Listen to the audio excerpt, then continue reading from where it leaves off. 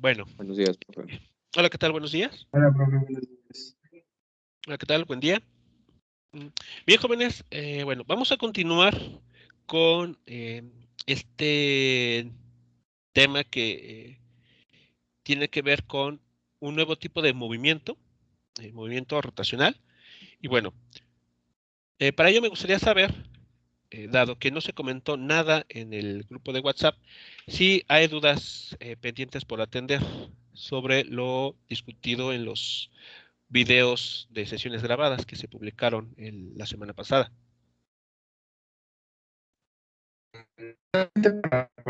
Cuando tiene el signo negativo significa que está yendo en sentido horario, ¿verdad? El giro. Así es similar a como medimos los ángulos en un transportador. Cuando medimos los ángulos en sentido em, antihorario, los ángulos son positivos. Es la misma convención.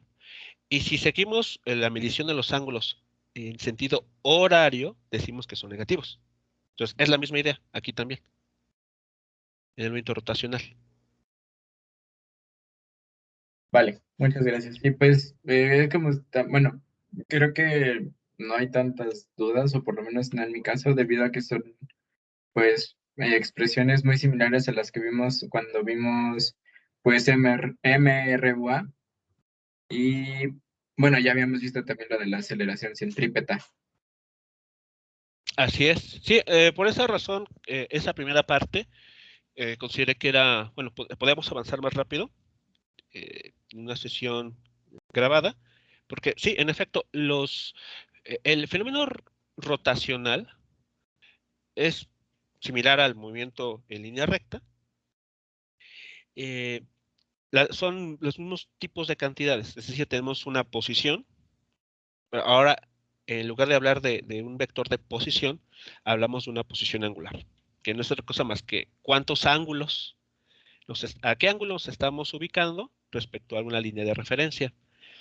Este, igual tenemos una velocidad llamada velocidad angular, tenemos una aceleración llamada aceleración angular. O sea, son básicamente las mismas ideas. Y cuando un movimiento rotacional se realiza con aceleración angular, las ecuaciones que se obtienen son muy parecidas, o sea, tienen la misma estructura que el movimiento rectilíneo uniformemente acelerado. Así que Pero es bueno, cuando es constante, ¿verdad, profe? sí, aceleración constante. Porque es lo que le iba a preguntar. Cuando no es constante, tenemos que integrar la función. Así como se hizo en el último ejercicio que aparece en el video grabado, sí. Sí, que pasamos Ok. de la función aceleración a la función velocidad y volvemos a integrar para obtener la función posición, ¿no? Exactamente como lo habíamos visto en, pues sí, en cinemática. Así es exactamente el mismo tipo de construcción.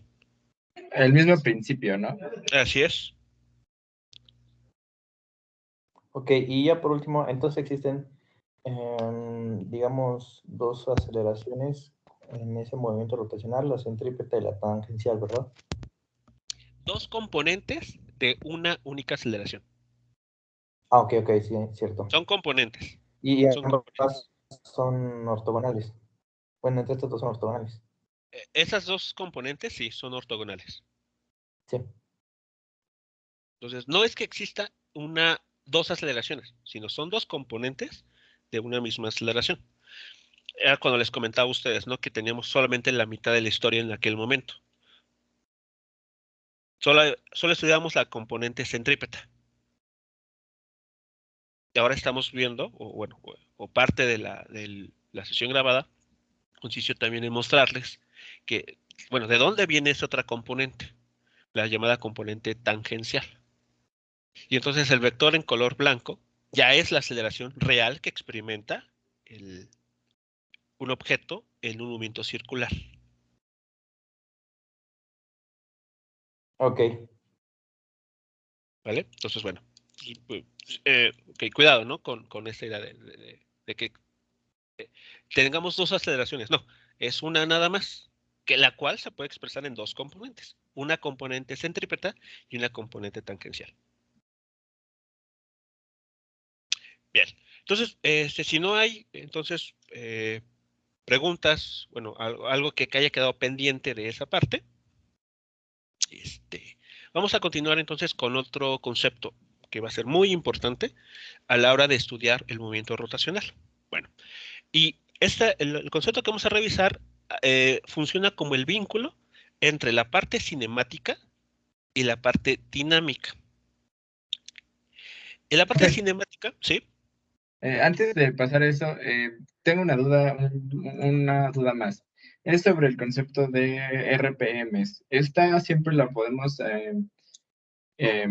ligar o, pues sí, unir con el concepto de velocidad angular debido a la fórmula que, bueno, al concepto que nos menciona de frecuencia de rotación? No entiendo bien la pregunta, pero aquí tenemos la ecuación. No sé si esto, o sea, si la pregunta es relacionada con esto. Ah, o sea, sí, ya ve que también tenemos entre comillas, una fórmula para obtener la velocidad angular. Mi pregunta es si siempre las RPMs tendrían esa relación con ese concepto de velocidad angular. Es que no entiendo muy bien cuál relación, digamos, aquí estamos viendo que F, la frecuencia, se puede expresar en términos de la velocidad angular. Entonces, cualquier otra relación que se tenga, donde aparezca la velocidad angular, mediante esta sustitución, pues se puede expresar también en frecuencia.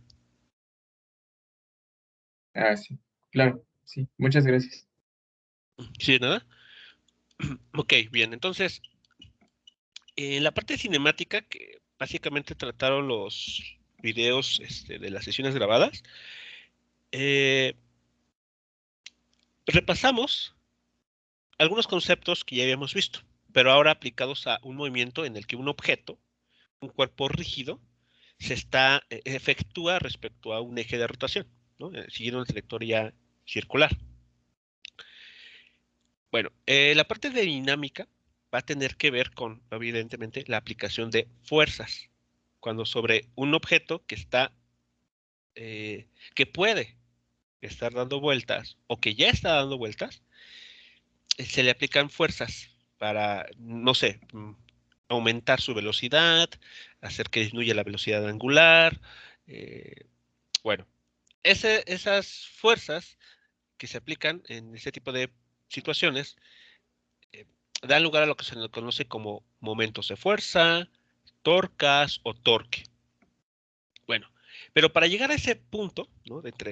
Hacer la conexión entre cinemática y dinámica, tenemos que hablar de un concepto que se conoce como el momento de inercia rotacional. Y bueno, vamos a ver qué es este término, ¿no? ¿Qué información tiene y cómo lo calculamos? Bueno, para ello vamos a considerar la siguiente situación.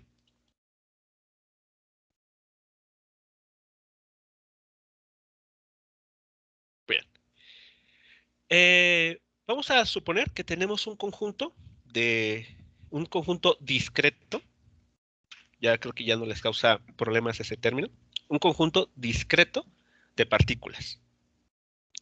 Todas estas partículas van a estar en un movimiento rotacional, como tenemos aquí en esta figura, y van a estar moviéndose con la misma velocidad angular. ¿De acuerdo? Entonces, bueno, piensen, por ejemplo, si esto fuese una montaña rusa, perdón, una rueda de la fortuna. Excepto que esta Como rueda los de la jueguitos que fortuna, van girando, perdón, como los juegos que van girando los ajá, caballitos. o también como un carrusel. Piénselo de esa manera, una rueda de la fortuna o un carrusel. Tenemos objetos que todos, bueno, que los podemos contabilizar, ¿no? Numerar, y todos ellos están rotando con la misma velocidad angular. Entonces, bueno, aquí tengo la partícula 1 de color rojo, la partícula 2 verde, la partícula 3 azul, la 4 de color amarillo, hasta la partícula enésima de color blanco. Ahora, cada uno de esos objetos los podemos ubicar mediante un vector de posición. Bien, entonces, tenemos para la partícula 1 el vector de posición R1. Para la partícula 2, el vector de posición R2, el de color verde. Para la partícula 3, el vector R3, y así sucesivamente. ¿Sí? ¿Vamos bien? ¿Sí va quedando esto claro? Sí. Ok, vale. Ahora, de acuerdo a lo que se comentó sobre el movimiento rotacional en estas sesiones que se grabaron, recordemos que la velocidad lineal o tangencial, como también se le conoce, está relacionado con la velocidad angular.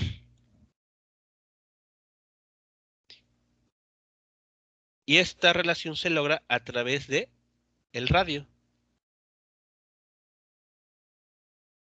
Sí. ¿vale? Entonces, ahora, en la figura del lado derecho tenemos exactamente las mismas partículas que están dando vueltas con la misma velocidad angular, pero ahora estamos identificando la velocidad lineal con la que están desplazando. Entonces, vean, para cada partícula, para todas ellas, la omega es la misma. O sea, se están moviendo con la misma velocidad angular, las mismas revoluciones por segundo. Entonces, eh, vemos que la distancia a la cual se encuentra cada partícula afecta el valor de la velocidad lineal con la que se están moviendo. Para ser más concretos, la partícula de aquí de color rojo, la partícula 1, la que tenemos aquí, va a experimentar una velocidad lineal mayor a la que se encuentra aquí de color amarillo. ¿Por qué? Porque la partícula roja se encuentra más alejada del eje de rotación en comparación a la que se tiene aquí, la de color amarillo, que está más cerca del eje de rotación. No sé si eso se va quedando claro. Sí, pues ahora sí que como el radio es más grande en caso de la partícula 1, pues va a dar un producto mayor en la velocidad lineal. Así es, exacto, así es. Eso, bueno, lo pueden ustedes notar, por ejemplo, en los desfiles. Bueno, por ejemplo, el último desfile que hubo fue el del 17 de septiembre, ¿no? Creo. 15 y 16 de septiembre. Y bueno, imaginen, tienen no sé, un grupo de soldados formados en línea recta, están todos avanzando al mismo paso y tienen que dar una vuelta a la izquierda o una vuelta a la derecha. Entonces, por ejemplo, pensemos que estas personas, estos soldados, van todos así alineados, van marchando al mismo paso, así que digamos que van siguiendo van todos al parejo, ¿no? En esa línea de color amarillo que dibujé. Bueno, si tienen que dar vuelta hacia la derecha, así, ¿qué pueden decir al comparar sobre el movimiento de la persona que está a la izquierda y la que está en el extremo derecho? La Pues es, de la izquierda camina más, ah, bueno, o sea, tiene que casi correr para estar alineado con los demás oficiales. Así es. Si la vuelta es hacia bueno, en este caso a la izquierda, esta persona podría estar en el eje de rotación y básicamente moverse sobre su propio eje. Mientras que la que está del otro lado, la del extremo derecho, tiene que pues aumentar el paso, como lo mencionaba. Por no decir que va dando zancadas, ¿no? Al moverse, con tal de mantener la formación. Es decir, que todos se muevan al parejo y no Sí, se pierda la forma. Pues es justamente lo que está sucediendo. Eso que observamos es justamente consecuencia de lo que estamos viendo aquí. Entre más alejada esté la partícula del eje de rotación, mayor será la velocidad lineal con la que se tiene que mover para mantener el movimiento con la misma velocidad angular.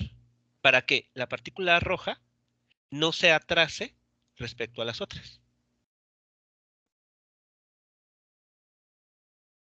¿Vamos bien entonces? ¿Sí? Sí. Ok, vale. Entonces, eso es básicamente lo que estamos queriendo decir con este dibujo. Entre más cerca estemos o la partícula se encuentre del eje de rotación, menor será la velocidad lineal con la que se mueva. Pero si se aleja del eje de rotación, tendrá que moverse o tendrá que avanzar con una mayor velocidad lineal o tangencial. Bueno, vamos ahora entonces a escribir cuál será la ecuación o cómo se verá aquí la ecuación para la energía cinética. ¿Recuerdan cómo obtenerla? ¿Cómo sería la energía cinética total para este sistema en rotación?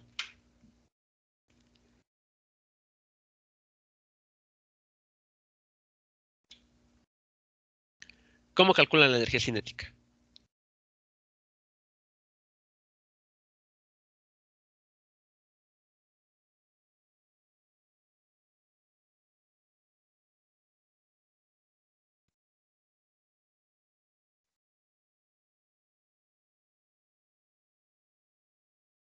Así normal, pues es la masa por la velocidad, bueno, un medio de la masa por Ajá, la velocidad al cuadrado. sí, sí, eso es la energía cinética. Sí, Y en este caso, si queremos calcular la energía cinética de ese conjunto de n partículas, pues supongo que podríamos considerarlo a todo ese conjunto como como un solo ente. Bueno, o sea, y podríamos obtener el producto de sus masas por su radio ajá, al cuadrado por el producto de la suma de de todas las masas. pero, ¿por qué? ¿O no podríamos calcular la energía cinética de cada uno y después sumarla? Sí, como que vamos aquí pidiendo la energía cinética total. Sí, pues podríamos calcular la velocidad de M1 después de, bueno, perdón, la energía cinética de M1 después de M2 Ajá, y así hasta las masas que tengamos y ya después las sumamos así, como una energía cinética total o... sí, así como lo que se hace, por ejemplo, para analizar el momento lineal en las colisiones elásticas. Si tienen dos partículas, entonces la energía cinética total es pues, la energía cinética de cada partícula, de las dos que se tengan. Lo mismo aquí, no estamos, no les estoy preguntando nada que ustedes no conozcan. ¿Vale? Entonces, ok. La energía cinética total de ese conjunto de n partículas, pues es lo que ya sabemos, la suma de las energías cinéticas individuales. Energía cinética de la partícula 1, más la energía cinética de la partícula 2, más la energía cinética de la partícula 3, así sucesivamente hasta llegar a la última partícula. ¿Sí? ¿Vamos bien hasta aquí?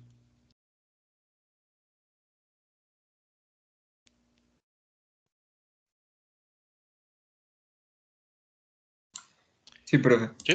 Vale, ok. Ahora, cada término, cada K que tenemos aquí, pues podemos expresarla, como nos comentaron, ¿no? Con un factor 1/2 de la masa de la partícula en cuestión por el cuadrado del módulo de la velocidad que tenga. Bueno, la velocidad tangencial o lineal que tenga. Entonces, esta ecuación que tenemos aquí, ustedes me dirán si están de acuerdo o no, que se puede expresar de esta forma. Sí, Aquí está, 1/2 de la masa de la primera partícula por la velocidad, por el cuadrado del módulo de su velocidad, P1. pero estamos hablando de la velocidad lineal, ¿verdad? Así es, sí, sí. Ok. Igual con la partícula B, para la partícula 2, su energía cinética es 1/2 de la masa que tiene esa partícula por el cuadrado del módulo de su velocidad. Ok, sí, entonces en algún momento nos dicen calcula la energía cinética total, pero no nos dicen su velocidad. Primero tendríamos que calcularlo de acuerdo a su radio. Y ajá. Ok, como de hecho, arriba lo menciona, ¿lo puedes subir tantito? pero creo que eso es para velocidad angular, ¿no? es que, bueno, a ver, estamos partiendo de lo que conocemos y vamos a terminar con algo nuevo. Ese es Ah, ok. el Ah, ok, punto al ok, que ok, quiero llegar. ok. Eh, por eso es, esto, o sea, todos están de acuerdo que esta es o sea, todos están de acuerdo que así se calcula la energía cinética.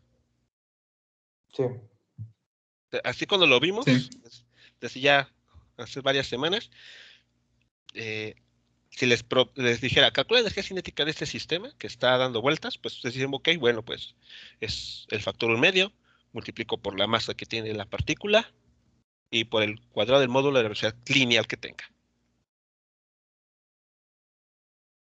¿Sí? ¿Todos de acuerdo, no?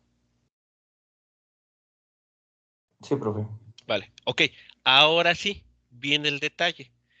Esta ecuación que tenemos aquí no reconoce si el movimiento es lineal, o sea, en una línea recta, o si es rotacional.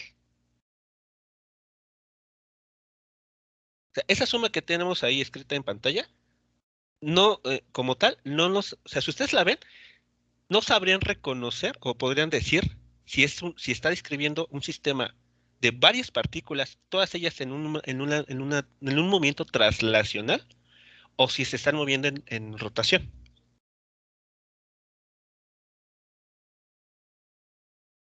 ¿Sí es clara la situación? No podrían decir qué situación está describiendo.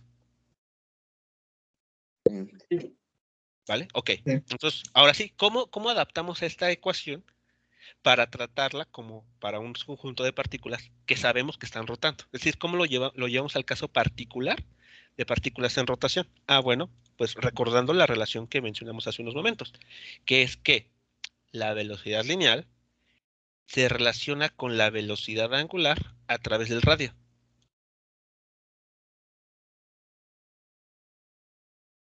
Si nosotros utilizamos esta relación, esta ecuación es válida para movimientos rotacionales. Entonces, esta ecuación de la energía cinética ya la llevamos al caso específico de movimiento en rotación. Y vean lo que se obtiene. A ver, noten si están de acuerdo. A ver, chequen. Díganme si están de acuerdo con ese resultado. O si es claro ese resultado.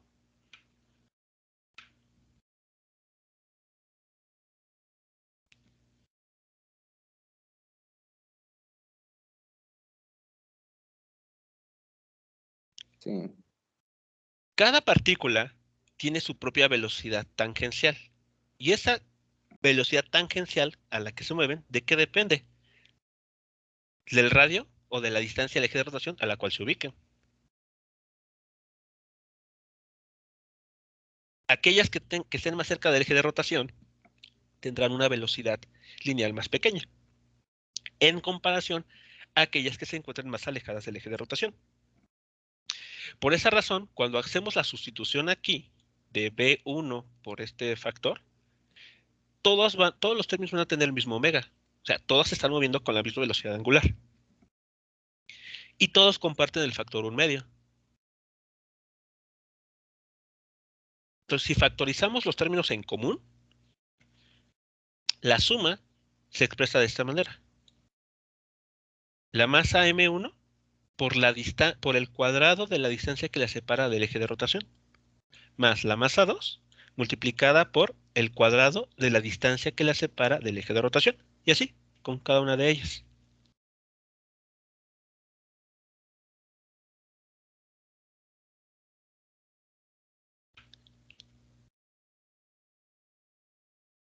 Hasta aquí, ¿cómo vamos? ¿Sí va quedando claro esta parte? Es un cálculo bastante simple. Factorizamos la velocidad angular porque es la misma para todas, ¿verdad? Exactamente. Todas esas partículas están rotando con la misma velocidad angular. Forman parte de un mismo conjunto. ¿Perdón? Porque forman parte de un mismo conjunto. Así es. De un conjunto que rota con la misma velocidad angular.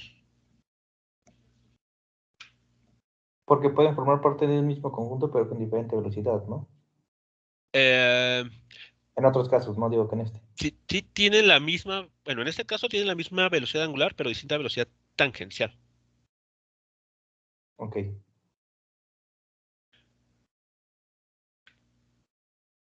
¿Vale? Ok, entonces, bueno. Vean, esta ecuación nueva, la que tenemos abajo, ya nos está hablando de la energía cinética, pero para un caso rotacional. Porque vean, aquí ya aparece la velocidad angular. Bueno, de aquí nosotros podemos hacer un ajuste, ¿no? Unas sustituciones para tener lo siguiente. Vean, lo que están entre corchetes se puede compactar y se puede escribir de forma simplificada de esta manera, como la suma desde la primera partícula hasta la última, hasta la enésima. ¿De qué términos? Bueno, del producto de cada masa, de cada partícula, por el cuadrado de la distancia que la separa del eje de rotación. Y es justo lo que tenemos aquí arriba. Vean, exactamente lo que tenemos aquí arriba, escrito de forma más compacta, como una suma, multiplicada por la misma omega al cuadrado. Bueno, a esta cantidad que se obtiene de esta forma, que es lo que tenemos aquí en cuatro corchetes, lo vamos a llamar I, una letra mayúscula I. Y noten la forma que tiene. Se parece a la energía cinética para un movimiento traslacional. Sí. Vean, un factor 1/2. Un factor, que en este caso no es solamente la masa, pero está relacionado con la masa de las partículas, por una velocidad elevada al cuadrado. Tiene la misma forma. Bueno, pues esto que hemos obtenido aquí al final, esta última ecuación, es la expresión para la energía cinética rotacional. El factor 1/2, una cantidad I mayúscula, que ahora les digo qué es, y la velocidad angular al cuadrado.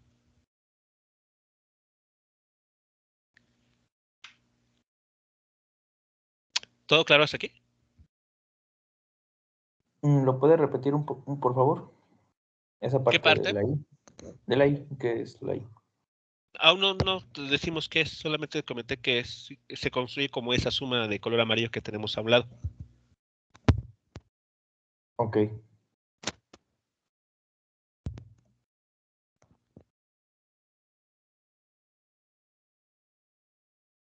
Vale, entonces sí quedó claro los pasos algebraicos. Fue meramente álgebra lo que hicimos aquí.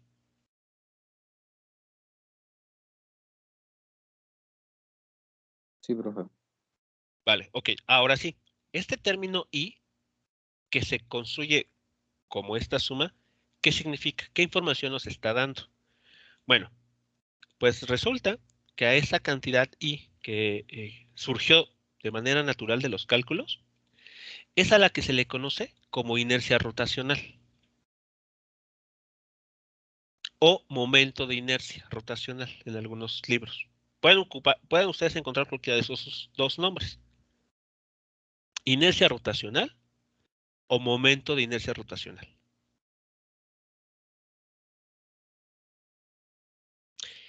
Bueno, esta cantidad, ¿qué nos está diciendo? Bueno, pues es el equivalente o es el análogo a la inercia que veíamos en la primera ley de Newton. ¿Recuerdan qué entendíamos por inercia en aquella ocasión?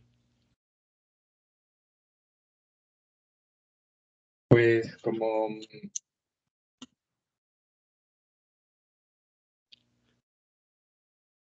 ¿Qué es la inercia? Hablan en el contexto de la primera ley de Newton. ¿No es cuando un objeto se mantiene en equilibrio? No. se podría interpretar como el bueno, lo voy a relacionar con el desplazamiento, pero también puede ser como conservas, bueno, es que se puede relacionar como el desplazamiento que recibe un objeto cuando le es aplicado una fuerza, ¿no? O sea, una fuerza solamente lo toca, por así llamarlo, y se sigue desplazando por esa interacción. A ver, la inercia con qué cantidad física está relacionada. ¿Cómo medimos o cómo nos damos una idea de la inercia de un objeto, de un cuerpo? De ¿No la- es metros por segundo? No.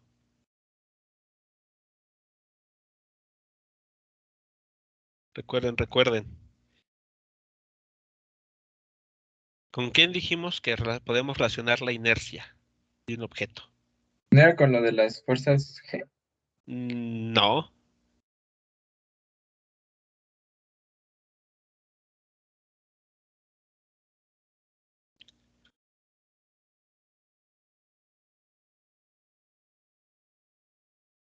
Pues también tiene con la masa.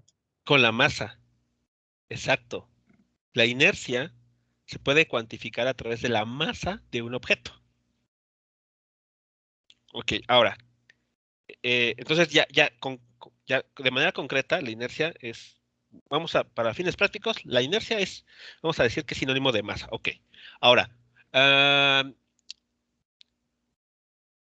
¿cómo la inercia afecta el movimiento de un objeto? Pues se puede entender que a mayor masa, mayor inercia. Sí, a mayor masa, mayor inercia. ¿Y eso qué representa en el movimiento? O en la dinámica del movimiento. Ahora, ¿qué nos dice la segunda ley de Newton?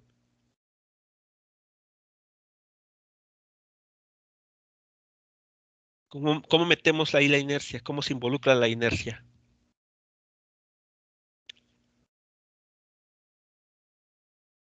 Pues la segunda ley de Newton nos relaciona al producto de la masa por su aceleración, que nos da como una... No, aguas, no, esa no es esa es la forma despejada.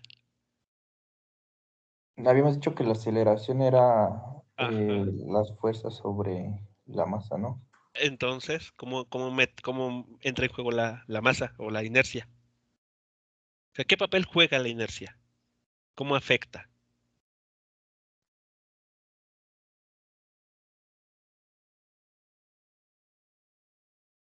Que depende de su masa y de la fuerza que se le aplique, va a obtener una aceleración. Pero en concreto, específicamente hablando de la inercia.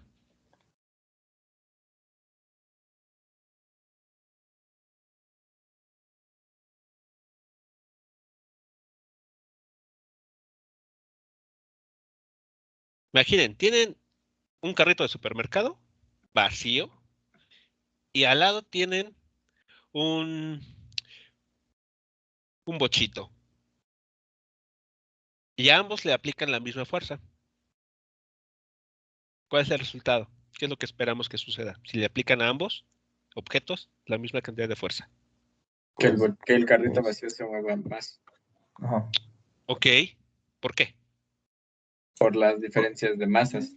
Ok, correcto. Entonces Bueno, se podría decir que es porque tiene menos inercia, ¿no? ¿quién? El carrito de compras. Exactamente. El carrito de compras tiene menor inercia que comparado con el bochito. También podemos decir que el carrito de compras presenta menor resistencia a ponerse en movimiento que el bochito. ¿Sí estamos de acuerdo con esta idea? Sí. ¿Vale? Bueno, pues la inercia rotacional, esta cantidad I, es el análogo de esa inercia que veíamos en movimiento traslacional. Pero esta inercia, este valor I que estamos obteniendo, nos está diciendo si el objeto en cuestión presenta mayor o menor resistencia a ponerse en rotación.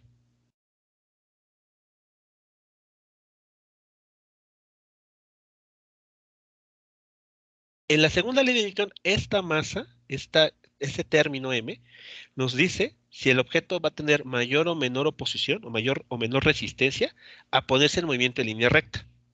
Pero en el movimiento rotacional, ese papel lo juega la I. Pero evidentemente no para poner al objeto en movimiento traslacional, sino para ponerlo en rotación.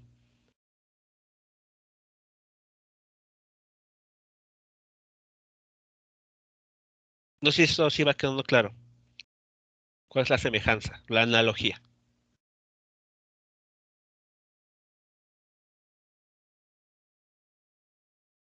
Pues entonces estamos diciendo que I es como la resistencia que va a poner Un objeto, pero a para poder ponerse, rotar. exacto, pero para ponerse en rotación. Ya no va a ser para que avance, bueno, avance en cuestión en línea recta. Ahora estamos Eh, viendo para que empiece a avanzar en forma circular, si así lo decimos. Exactamente, sí. Esa es la idea, esa es la información de la inercia rotacional. Si ustedes tienen dos objetos, por ejemplo, hablando en el caso de la varilla, ¿no?, que vimos en el problema del centro de masa, o de la placa triangular, que también vimos en el centro de masa, estos dos objetos tienen sus respectivas formas, ¿no? Una es una varilla delgada, la otra es una placa, y cada una de ellas va a tener su correspondiente valor de inercia rotacional. Un número es una cantidad escalar. De hecho, vean, la I es una cantidad escalar, no es un vector. Entonces, cuando ustedes evalúan, en este caso, el valor de I para esos objetos, ustedes van a obtener un número. Un número que puede ser, por ejemplo, 1 para el caso de la varilla y 2 para el caso de la placa triangular.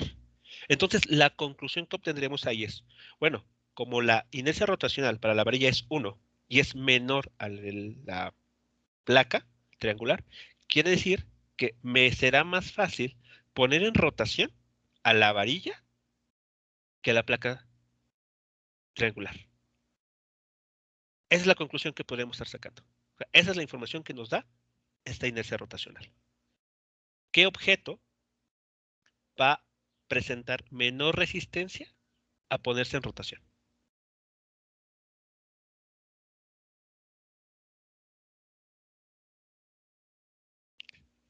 Sí, ya es más clara la idea entonces. Profe, lo vamos a interpretar como la resistencia. Sí, se puede interpretar como una resistencia. De hecho, vamos a ver unos ejercicios al respecto para que, con cantidades numéricas para que puedan ustedes, tal vez concretar más la idea. Bueno, y esta cantidad I que estamos viendo aquí, vean, no solamente depende de la masa de las partículas, sino también depende de cómo estén estas distribuidas respecto al eje de rotación.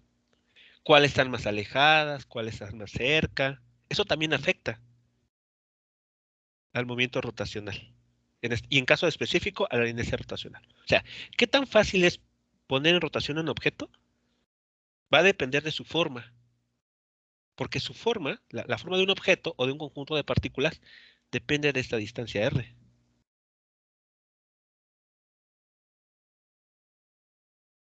Por ejemplo, ¿recuerdan el caso del bate de béisbol?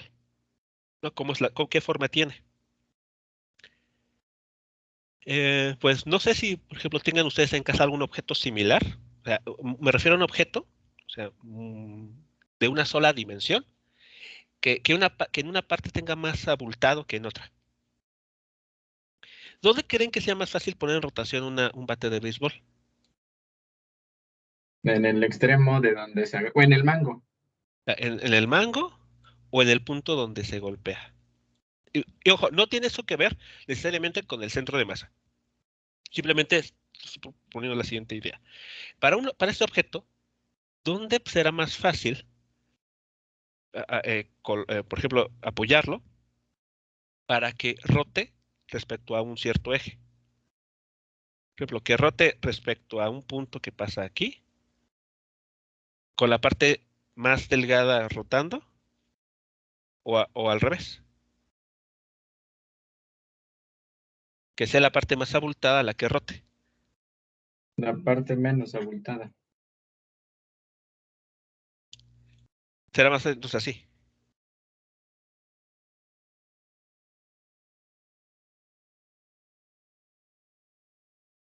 ¿Vale? Bueno, eso va a depender justamente de la inercia rotacional.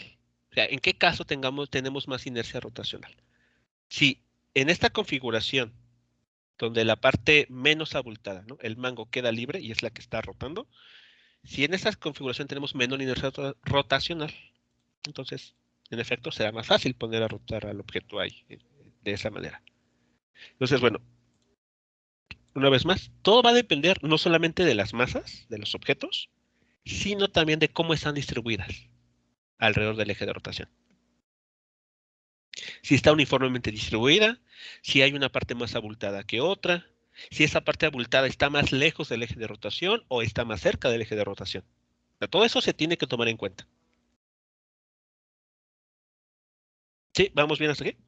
Con Sí, profe. distribuida se refiere a también si es, por ejemplo, bueno, como lo vimos en el caso del centro de masa, pero nada más enfocándome en los casos de volumétrico, superficial y todo ello, también se refiere a eso, ¿no? Sí, de cómo sea la densidad. Ah, ya, gracias. ¿Vale?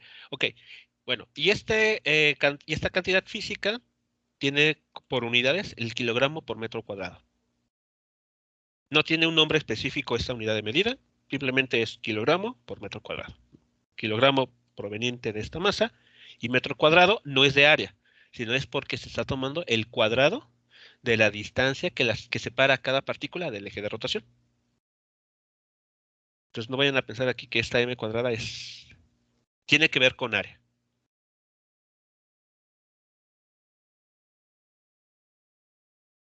¿Ok? Ahora, un detalle muy importante a tomar en cuenta a la hora de hacer el cálculo. Esta distancia r, que aquí estamos tratando, es una distancia que siempre se tiene que medir de manera ortogonal al eje de rotación.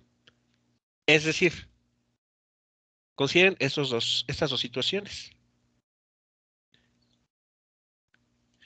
Tenemos en ambas figuras, el mismo eje de rotación.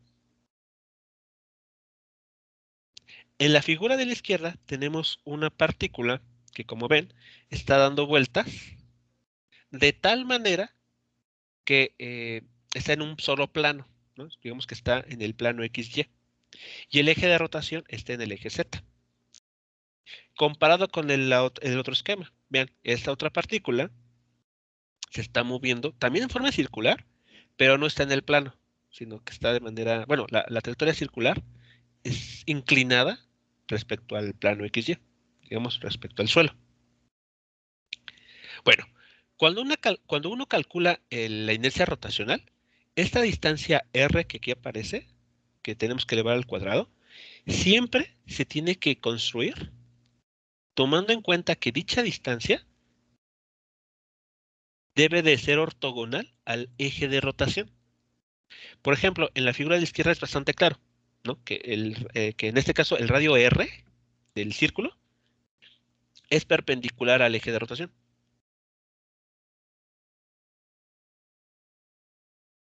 Pero ¿qué pasa en la otra figura?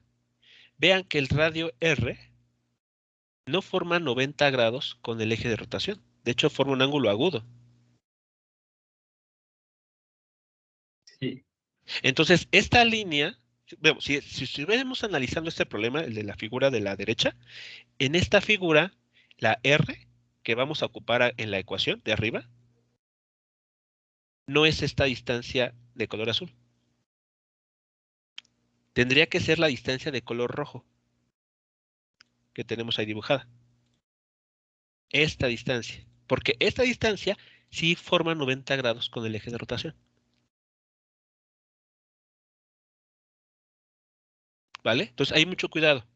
Mucho cuidado. Cuando es se les... ahí Ajá. donde había una forma para asegurarnos que una línea es ortogonal a nuestro punto de referencia, ¿no? Ahí tendremos que aplicar ese principio. Creo que es algo de geometría analítica. Mm, pues, bueno, no recuerdo, no entiendo muy bien a cuál principio nos estaremos refiriendo. Es que no me acuerdo cómo se llama, pero, o sea, ¿cómo aseguraríamos que para el cálculo de la inercia rotacional en el caso de la derecha estaríamos formando un ángulo de 90? O eso todavía no lo vamos a ver ahorita.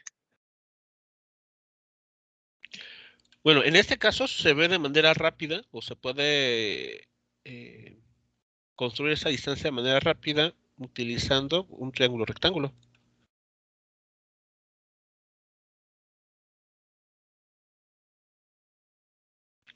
Entonces la distancia que estamos buscando vendría a ser el cateto opuesto a este ángulo.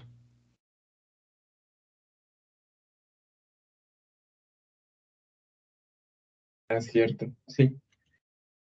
Entonces, bueno, desde un punto de vista trigonométrico, podemos decir que esa distancia R la tendremos controlada.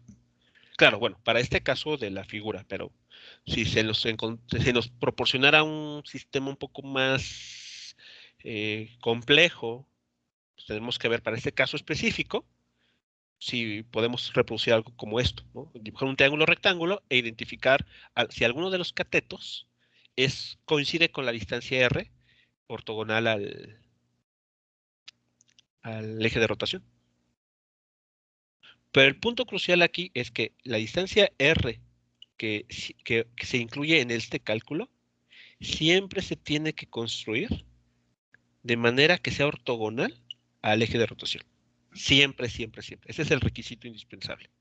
O sea, no funciona a cualquier distancia. Porque podrían ustedes decir, bueno,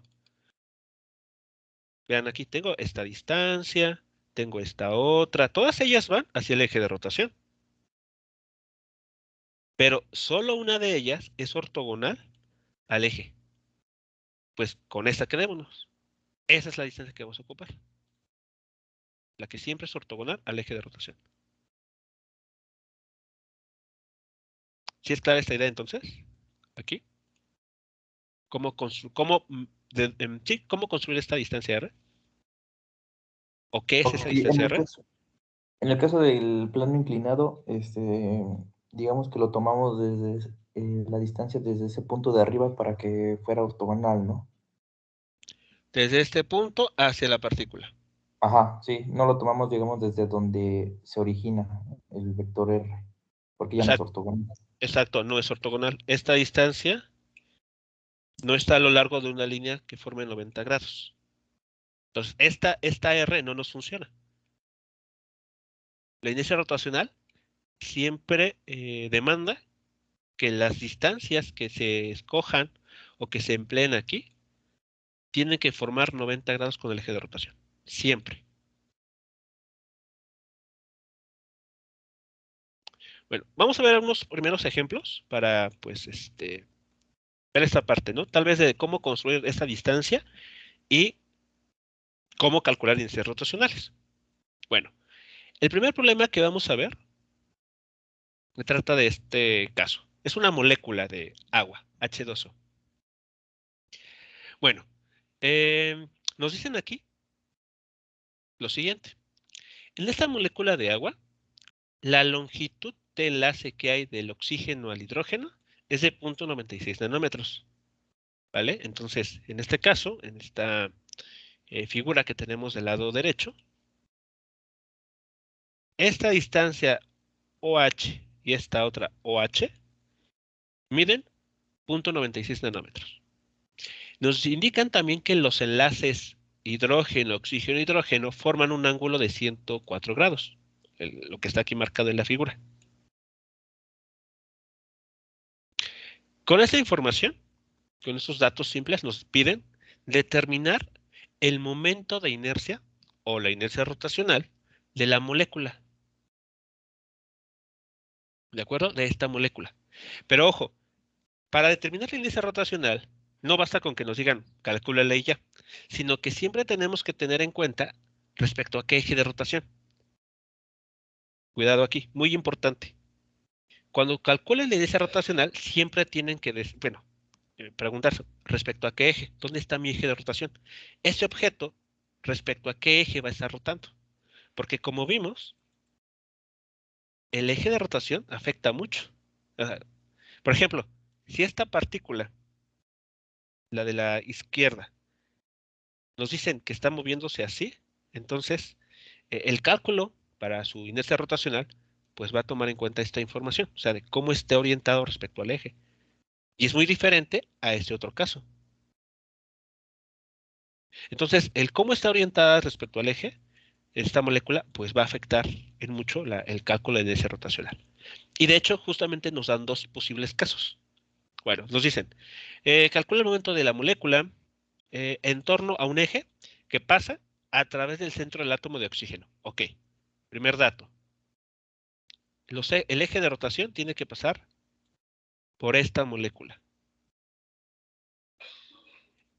Primer caso, perpendicular al plano de la molécula.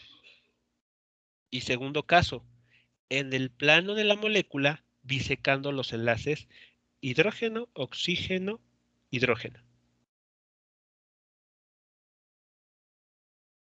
A ver, tómense unos segundos para ver si han entendido bien o si hay algo que no queda claro de la información o de la pregunta.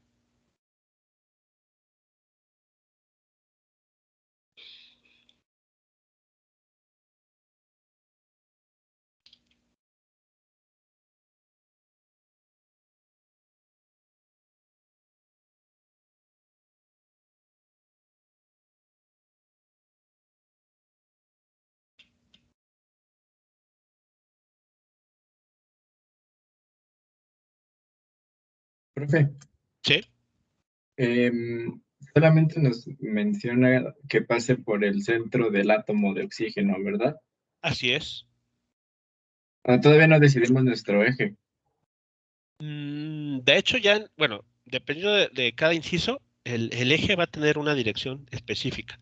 Por ejemplo, para el inciso A, nos están pidiendo que el eje de rotación pase por el oxígeno, o sea, esté en el centro del átomo de oxígeno y además que sea perpendicular al plano de la molécula.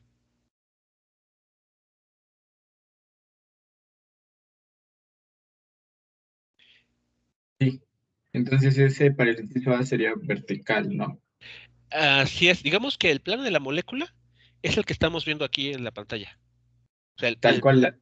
sí, o sea, la molécula está en la pantalla, está sobre la pantalla. Y el eje de rotación está saliendo de la pantalla.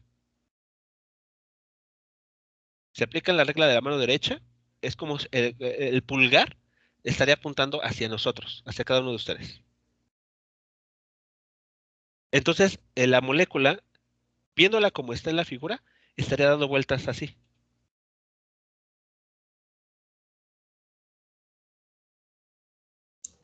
Eso para el inciso A, ¿verdad, profe? Sí, para el inciso A. Y estaría rotando alrededor del átomo de oxígeno. Porque nos están diciendo que el eje de rotación debe pasar a través del átomo de oxígeno.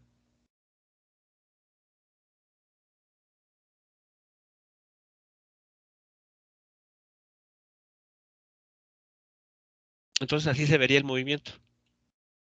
Vean, desde una vista lateral, aquí está el eje de rotación, la flecha de color blanco. El átomo de oxígeno está aquí mostrado en color amarillo y los átomos de hidrógeno en color azul. Y están rotando como se muestra en la figura.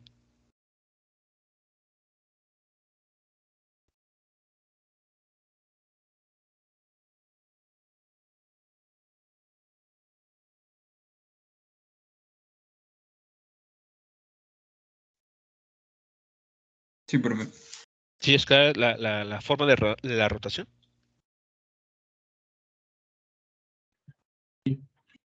¿Ok? Vale. Entonces, con esa orientación del eje de rotación, tenemos que calcular la inercia rotacional. Entonces, de acuerdo a lo que vimos hace unos momentos, la inercia rotacional para una distribución discreta se forma mediante esta suma, donde cada sumando tiene la siguiente forma. La masa de la partícula en cuestión por el cuadrado de la distancia que la separa al eje de rotación. Y como en principio aquí tenemos tres partículas, pues van a ser tres sumandos.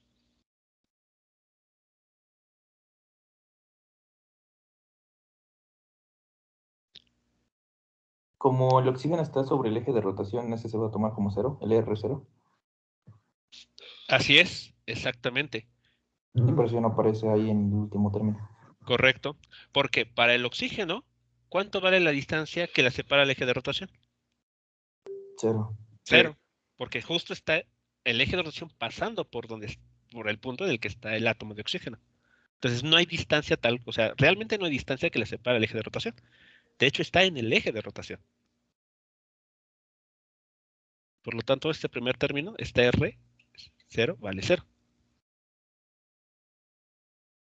Y como los otros dos términos nos hablan del mismo tipo de átomo, o sea, de hidrógeno, pues es dos veces cualquiera de ellos.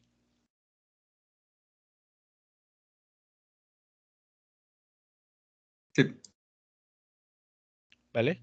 Bueno, entonces, vamos a considerar los siguientes datos. A ver, tomen en cuenta que un átomo de hidrógeno tiene una masa de 1.66 por 10 a la menos 27 kilogramos. Eso lo pueden ustedes consultar en tablas de química o en internet, en cualquier fuente confiable. Y como ven, necesitamos el R0, bueno, RH, que RH es la distancia que hay del átomo de hidrógeno al eje de rotación. Pero el eje de rotación, al estar pasando por el átomo de oxígeno, pues vale 0.96 nanómetros. Sí. CSR vale 96.96. Nanómetros. Ojo aquí, nanómetros.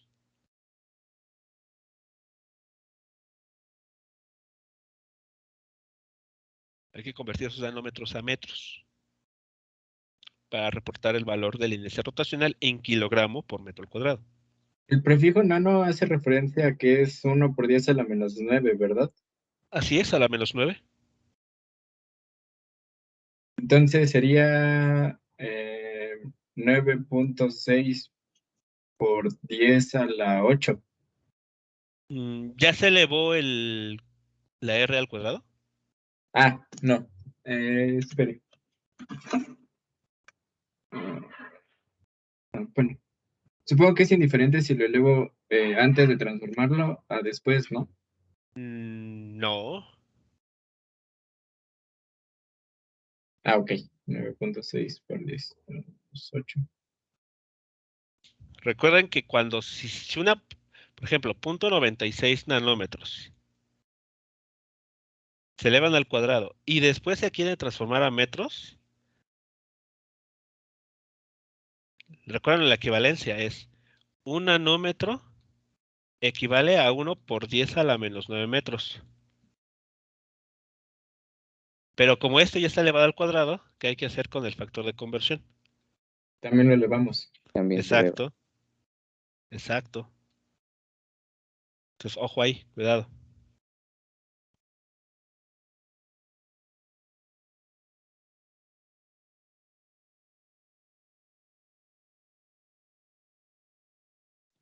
¿9.216 por 10 a la menos 15? A ver, menos 15. No creo que sea la menos 15, porque, a ver, tan solo R al cuadrado da un menos 18, ¿no? Porque al ser nanómetros, elevado al cuadrado, y eso ya nos arroja un menos 18. Y la masa es por 10 a la menos 27.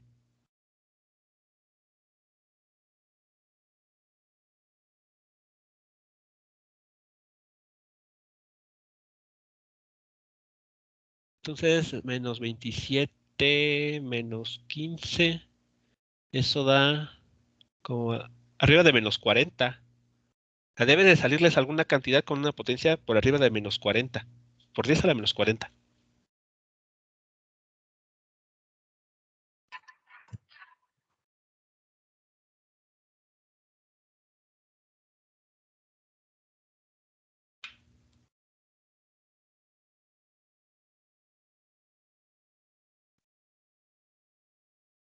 Agreguen los paréntesis necesarios porque las calculadoras se hacen las cuentas por nosotros, pero lo hace con la información que introduzcamos.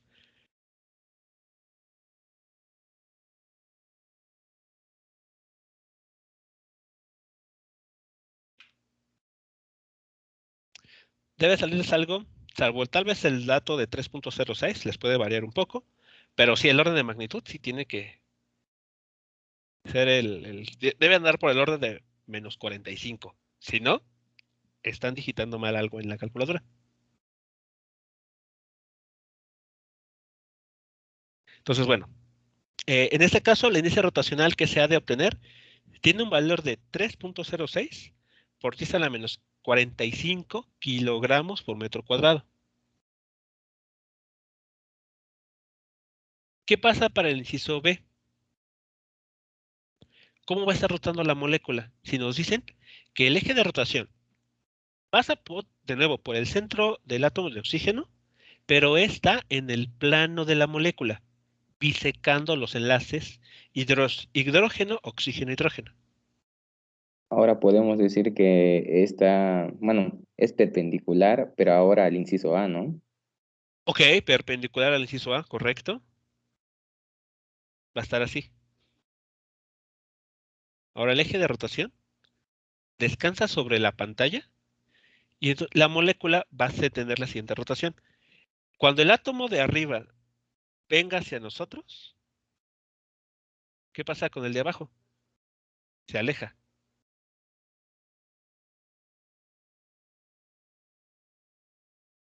Sí. ¿Sí, sí es claro? ¿Cómo es la rotación ahí? O sea, como que rotaría horizontalmente. Como cortando a la mitad de los hidrógenos, ¿no? El enlace, sí, de los hidrógenos. El ángulo sería 52, ¿no? Exacto, sí. Entonces, vean, la distancia que nosotros habíamos manejado de 96 nanómetros ya no nos funciona.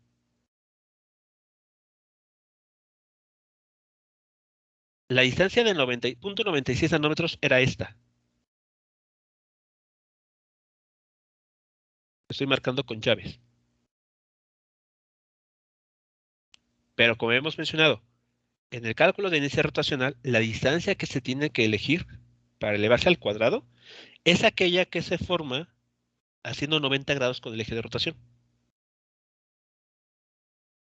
Sería esta distancia. O esta otra.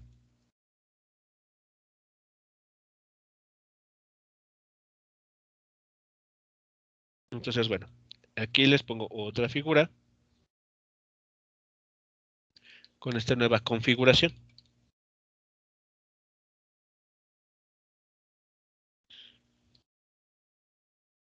Aquí he reorientado un poquito el esquema para que tal vez se visualice mejor cómo es el movimiento circular. No sé si han visto a esas personas que bailan, creo que es breakdance, no sé si cae en esa categoría. Los que dan vueltas en el piso. Ajá, exactamente. Pues es algo así. Cuando abren las piernas y empiezan a girar, pues algo así está sucediendo. También puede ser como un volador de Papantla, ¿no? Um, Creo que ese sería más acá, así.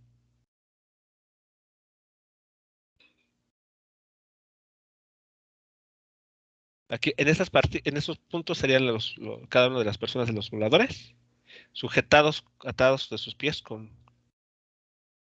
cuerdas o algún tipo de. No estoy seguro cuál sea el material. Algún elástico, tal vez. Pero aquí, vean, la base está en el oxígeno.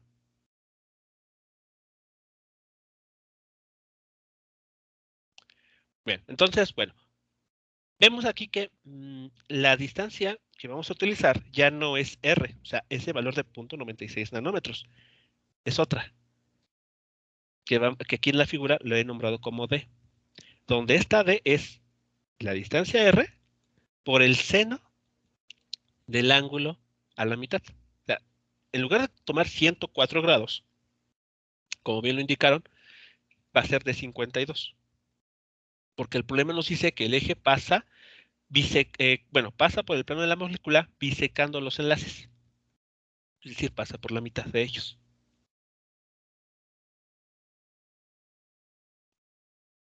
A ver, si es clara la información entonces en la figura.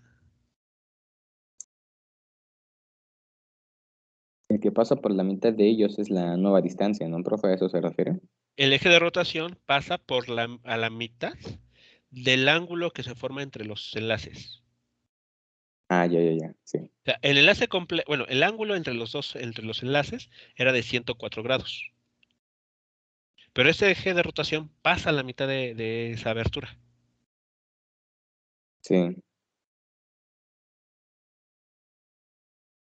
Bien, bueno, ese es el cálculo nuevamente, ¿no? Serían 3 términos, porque tenemos 3 partículas.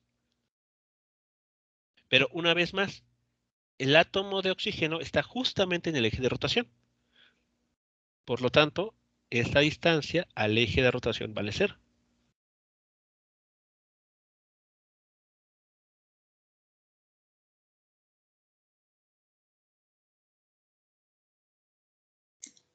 Sí. ¿Vale? Bueno, entonces, tomando en cuenta los datos del problema, 2 veces la masa del hidrógeno, que ya mencionamos cuánto vale, esta D al cuadrado, pero esta D a su vez es R, que vale 0.96 nanómetros, por el seno de 52 grados, vamos a encontrar, al hacer las sustituciones y demás, el siguiente resultado. 1.9 por 10 a la menos 45 kilogramos por metro cuadrado. Este es el valor de la inercia rotacional cuando esta molécula se pone a rotar como se tiene en la figura. Entonces, ¿en qué caso será más fácil poner a rotar a la partícula? Bueno, a la molécula de agua.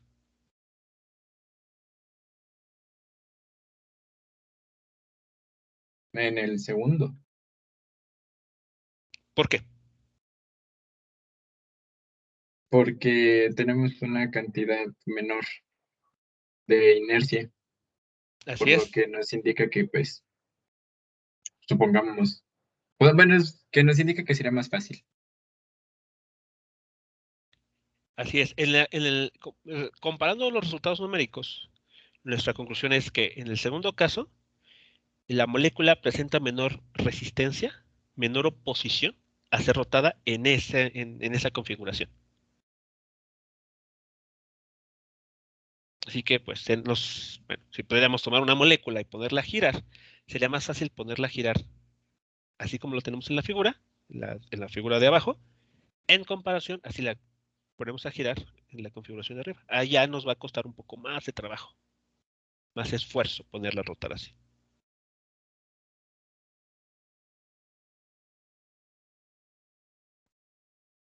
Entonces, así es como se interpreta la inercia rotacional. Ese número que obtengamos, que se obtiene, nos está diciendo qué tanta resistencia, qué tanta oposición va a ejercer un sistema de partículas, como en este caso, a ponerse a rotar alrededor de un determinado eje.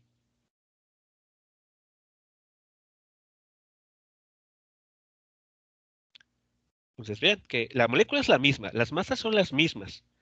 ¿Qué es lo que está cambiando del inciso A al inciso B? El eje de rotación. ¿Cómo se esté eligiendo el eje de rotación?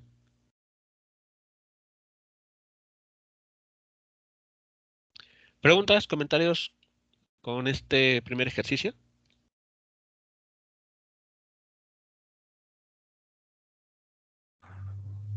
Entonces ese 1.9 es el resultado de multiplicar 2 veces la masa por el radio por el seno de 52. Las distancias elevadas al cuadrado. Ok. El cuadrado tenemos que elevarlo también R y también seno. Así es.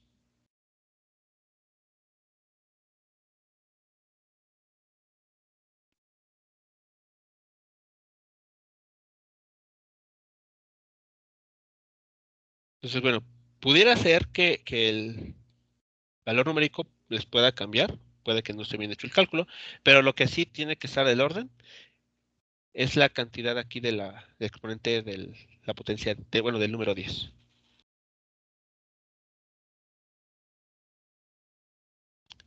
Bien, bueno, vamos a ver el último ejercicio acerca de esta situación. Para esta configuración de objetos. Es igualmente bastante simple lo que aquí nos piden. Nos piden determinar el momento de inercia del conjunto de puntos objetos que se muestran en la figura con respecto a dos posibilidades. Cuando el eje es vertical, o sea, el eje está a lo largo de esta línea, ¿ok? Ese sería el inciso A. Y el inciso B, cuando el eje es horizontal, es decir, estamos sobre el eje X. Esos son los dos posibles casos. Suponga, en este caso, que la M minúscula, las masas con M minúscula, estas dos, tienen un valor de 2.2 kilogramos. Y la M mayúscula, los que tenemos aquí abajo, valen 3.1 kilogramos. Los objetos están conectados por alambres rígidos muy ligeros. Bueno, eso es un detalle importante, porque entonces, aunque estos alambres tienen un cierto valor de masa, nos dicen que son ligeros, es decir, que como parte del cálculo no vamos a tomar en cuenta las masas de los alambres, solamente la de los cubos que tenemos aquí mostrados. O sea, esas serán las masas relevantes. Bueno, nos dicen después que el conjunto es rectangular y se divide en dos a la mitad por el eje horizontal. En el inciso C, con respecto a qué eje será más difícil acelerar este conjunto. ¿Cómo creen que podemos responder el inciso C? Haciendo el cálculo en el eje X y en el eje Y, ¿no? ¿De qué? De la inercia rotacional. Ok, muy bien. Y supongamos que ya lo tenemos. ¿Cómo ocupamos esa información para darle respuesta al inciso C? ¿En qué nos tendremos que fijar? Para saber con respecto a qué eje será más difícil acelerar este conjunto.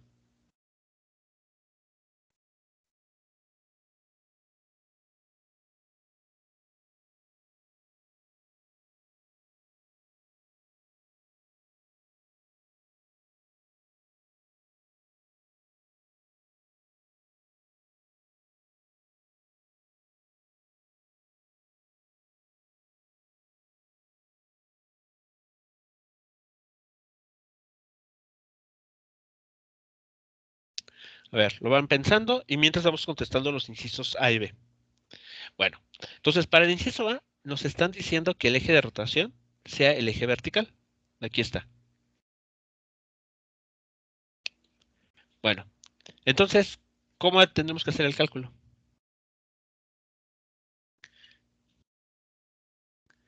¿Qué tenemos que tomar en cuenta?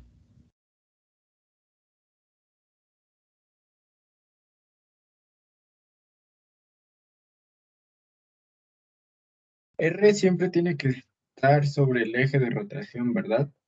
No.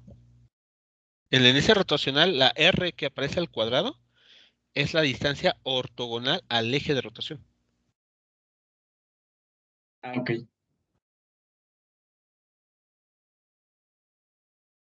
Pues podremos sumar el producto de la primera masa chiquita, bueno, de la M chiquita que está a la derecha, que sería M 2.2 Ajá. por 1, porque ya está la resta, por 1 Por, al cuadrado. por uno, pero ese uno es adimensional. No, Un por 1 metro. metro. Ajá, 1 metro al cuadrado. Ah, ok. La masa de 2.2 kilogramos por un metro al cuadrado. Ok. Entonces ya tendremos este factor incluido. Y para la otra M minúscula, pues sustituimos el 1 por 0.50, bueno, por 0.5, con las mismas unidades. Y pues ya, también tendríamos ese valor. Ah, pero no sé si también ahí influye el signo. Sería menos, ¿no? ¿Menos qué? Menos 2.2 por 0. Bueno, 2.2 kilogramos por 0.5 metros al cuadrado. Eso ¿Pero no por puede qué? ser. ¿Pero por qué Porque negativo?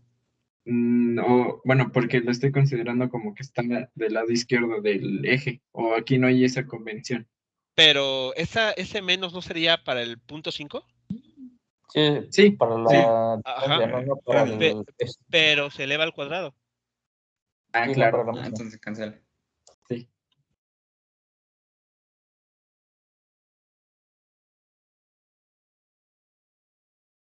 Entonces, para la masa M minúscula 2, pues sería 2.2 kilogramos por menos 0.5 metros al cuadrado. Ok. Ahora para la primera masa mayúscula, M, Ajá. tendríamos 3.1 kilogramos Ok. por 1 metro al cuadrado. Ok. Estamos hablando entonces de esta. Sí. Y pues para la última sería 3.1 kilogramos por menos 0.5 al cuadrado, por 0.5 metros al cuadrado. Ok. Vale, muy bien. En esta situación, todas las distancias que han mencionado son ortogonales al eje de rotación. Así que se pueden tomar tal cual de la figura. No hay que buscar ahí algún triángulo, rectángulo, algo por el estilo. Sino directamente las que están dadas en el esquema. Ok. ¿Y eso cuánto les arroja?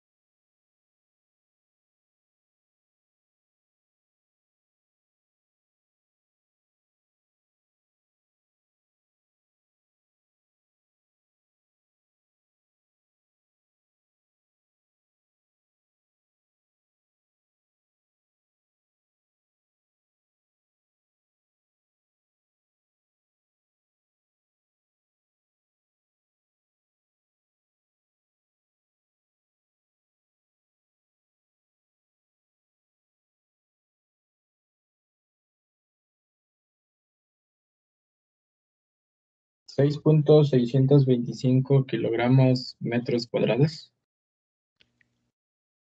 6 ¿cuánto? ¿625? Ok, vale, sí, sí estamos ahí en el orden. Kilogramos por metro cuadrado. Esa es la energía total, ¿verdad? Del conjunto. La Energía, ¿no? inercia. La inercia, perdón, sí. Para el conjunto de partículas de este. Alrededor del eje vertical. Sí, Hay que tomar muy en cuenta que la inercia rotacional va a cambiar dependiendo del eje que se esté considerando. sí, profe. ¿Vale? Ok, entonces listo. Para el eje de rotación vertical, la inercia rotacional de este conjunto de 4 bloques tiene este valor. Ahora, ¿qué pasa cuando el eje de rotación se considera horizontal? Entonces, quito esto. Y el eje de rotación para el inciso B nos piden que sea este, que está sobre el eje X. Pues hacemos Ahora va a ser prácticamente lo son los mismo. mismos cálculos, solo que ahora considerando que las distancias en el caso de ambas van a ser 0.25, ¿no? Metros. De ambas, o sea, 2. Perdón, de las De las 4. dos, para las 4 masas. Bueno, para los dos Ajá. pares de masas. Ok, Sí, por eso. para las dos pares de masas, la distancia al eje de rotación horizontal será el mismo, de 0.25 metros. Sí. Sí. ¿Correcto? Muy bien.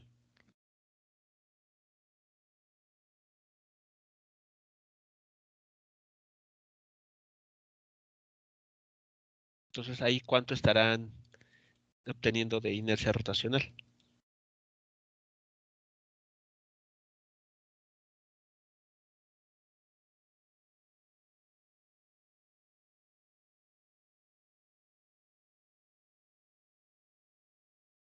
$0.66. ¿Cuánto, perdón? 0.6625. A ver, vamos a checar bien.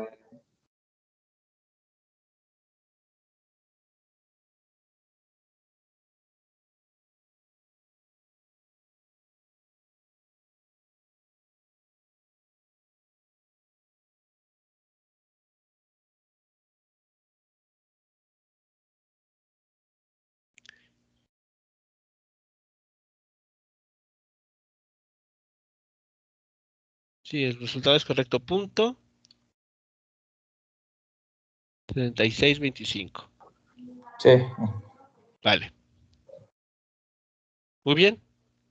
Ahora sí, con esta información que ya tienen en sus manos, ¿cuál es la respuesta al inciso C? Será más Con fácil moverse respecto por al el eje horizontal, ¿no? X. Con respecto al eje X, ¿será más Horizontal. difícil? Fácil. hacer Ah, algo? más difícil. Sí, dice Ah, no. que será Ah, más más difícil difícil. sería con el eje Con Y, los ¿no? espejos Y, sí. Ok. Vale. Cuidado, porque luego, nada más por esos detallitos, luego damos mal una respuesta. Entonces, sí, con respecto a qué eje, la pregunta que nos hace de respecto a qué eje será más difícil, se equivale a comparar y saber en qué eje la inercia rotacional será mayor, como lo acaban ustedes de indicar. Entonces, pues, viendo los resultados, respecto al eje Y, será más difícil poder derrotar ese conjunto de 4 masas. Vean, las masas son exactamente las mismas. No estamos cambiando nada en cuestión de qué valor tiene cada masa. ¿Qué estamos cambiando al modificar el eje de rotación? Lo que en nuestra fórmula de la inercia conocemos como R. Exactamente. En radio, ¿no? La distancia que hay entre el eje de rotación y la ubicación en que esté cada masa. O sea, en la inercia rotacional afecta mucho la distribución de las masas alrededor del eje de rotación, como lo acaban de ver. O sea, las masas son exactamente las mismas, los mismos valores, tanto en este problema como el problema de la molécula de agua. Pero cuando se cambia el eje de rotación, se cambia la distribución de masa alrededor del eje. Y por lo tanto la inercia rotacional cambia.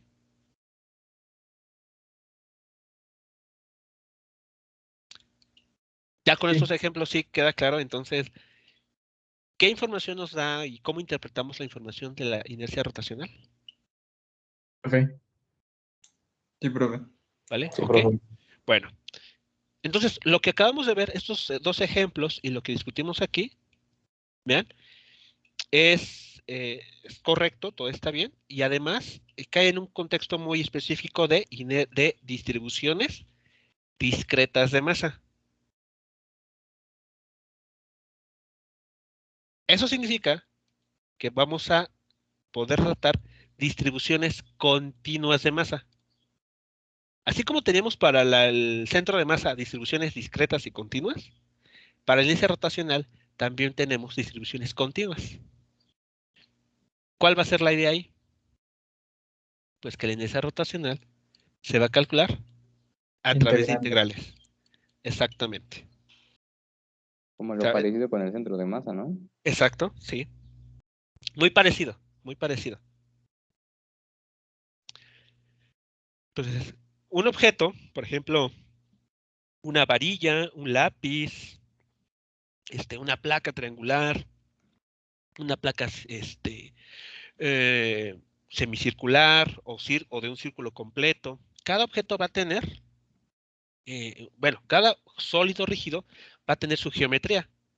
Y debido a la geometría que tengan, pues será el valor de la inercia rotacional que se obtiene de acuerdo al eje de rotación que se escoja para hacer rotar a tal objeto. Entonces, la inercia rotacional para una distribución continua de masa se va a calcular de este modo. Vean, aquí estoy dibujando aquí como una especie de, bueno, un objeto de forma irregular donde hemos elegido un diferencial de masa.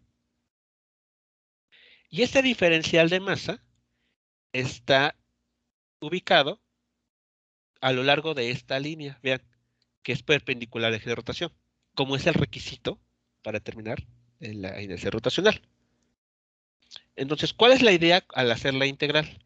Bueno, que seleccionamos este pequeño cubito y al momento de hacer la integral, eso equivale a tomar ese cubo y comenzarlo a mover por toda la superficie, por todo el volumen, como sería en este caso, del cuerpo. Y al hacer todo ese cálculo, ¿no? Toda esa integración de esta distancia elevada al cuadrado por el diferencial de masa, obtenemos la inercia rotacional. Pero, una vez más, ¿están de acuerdo que este diferencial de masa tiene unidades diferentes al valor de R? Entonces, ¿cómo podremos resolver este aparente Aplican, problema? aplican las mismas, pues, llamámoslo, los mismos tres casos para el centro de masa. O sea, Sí, vamos a tener diferencial de, digo, densidad volumétricas de ajá, superficie y e- lineal. exactamente, sí. Por eso era muy importante verlos primero en el centro de masa, porque vamos a ocuparlos.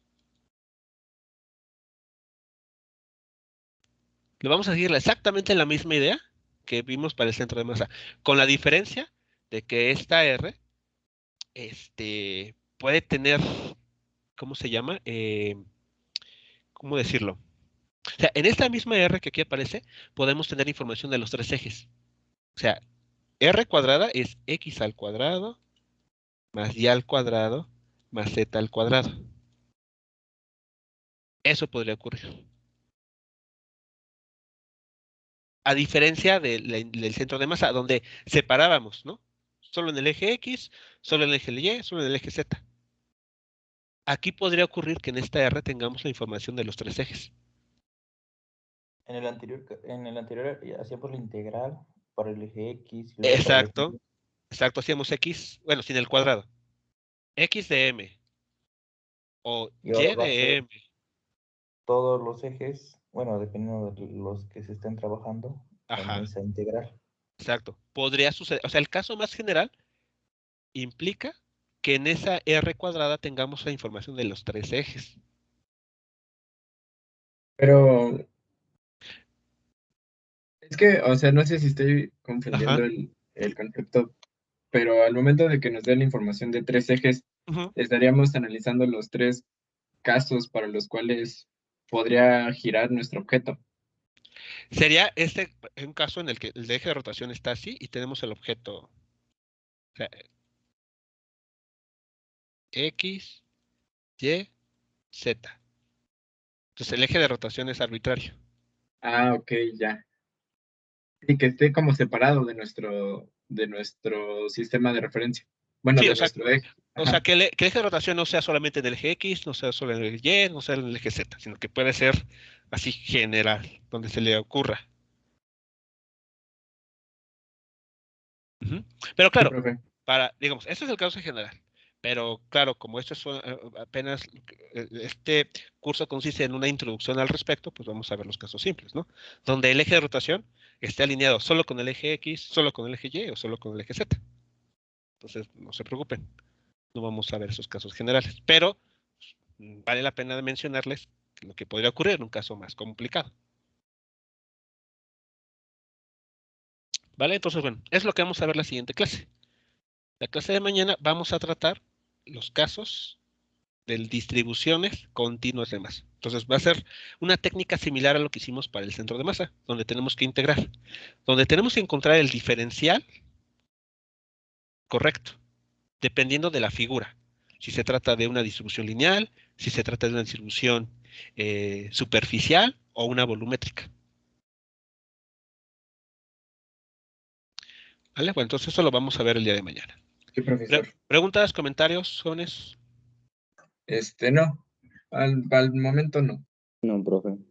¿Ok? Bien, bueno, pues entonces escuchamos el día de mañana. Si surgen dudas sobre la actividad que recuerden, se entrega la siguiente semana, el siguiente lunes, por favor háganlo a través del chat de WhatsApp. Y también recuerden, ya nos quedan pocas clases. Básicamente, tenemos esta semana y 2 clases o una de la siguiente semana. Y ya el examen es el jueves 16. Entonces, la siguiente semana no tendríamos una clase de la del jueves, lunes o martes. Así es, todo depende de cómo vayamos con los temas. Ah, ok. Entonces, ¿solo sería esta semana, profe? Pues tal vez la mayor parte del contenido sea esta semana. Y una pregunta, profe, una vez que hagamos el examen, ¿ya después no nos conectamos o usted nos vamos a conectar para, no sé, nos dé calificación o a una última clase?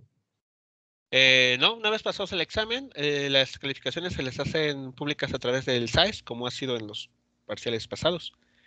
Lo único que me estaría comunicando con ustedes a través de WhatsApp o publicaciones en Classroom es sobre las fechas del extraordinario, pero esas serían hasta enero. Sí, profe.